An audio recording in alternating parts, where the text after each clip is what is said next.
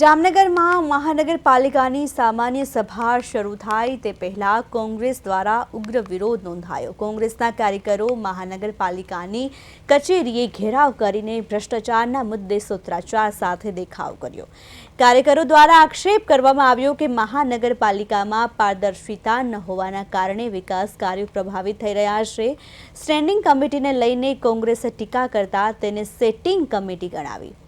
ગંભીર આક્ષેપો કરવામાં આવ્યા। વિરોધ પ્રદર્શન દરમિયાન મોટી સંખ્યામાં કાર્યકરો પણ હાજર રહ્યા હતા।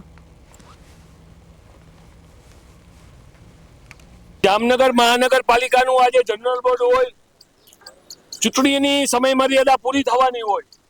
છેલ્લા આમ જોવો તો 30 વર્ષથી ભાજપનું શાસન છે, પણ છેલ્લા 5 વર્ષમાં જે જનતાના પૈસે ઉઘાડી લૂંટ કરી છે એની વારંવાર રજૂઆત કરવા વિપક્ષ તરીકે અમે જામનગરના મેયર હોય, ચેરમેન હોય કે વહીવટ અધિકારી કમિશનર સાહેબ હોય, આવેદન આપ્યા છે, ધરણા કર્યા છે, કોર્ટમાં ગયા છે, પ્રૂફ આપ્યા છે, પણ ભ્રષ્ટાચારમાં ડૂબેલી જામનગર મહાનગરપાલિકાના પદાધિકારીઓ જે 40% જેની જામનગરમાં છાપ છે, આજે બોર્ડમાં મેયરને રજૂઆત કરવાની હતી કે તમે જામનગરના પ્રથમ નાગરિક છો, તમારા આંખની નીચે આ ભ્રષ્ટાચાર થાય છે।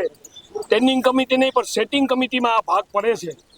ત્યારે જામનગરની જનતા હમણાં થોડાક સમયમાં જ જામનગર મહાનગરપાલિકાની ચૂંટણી આવી રહી છે।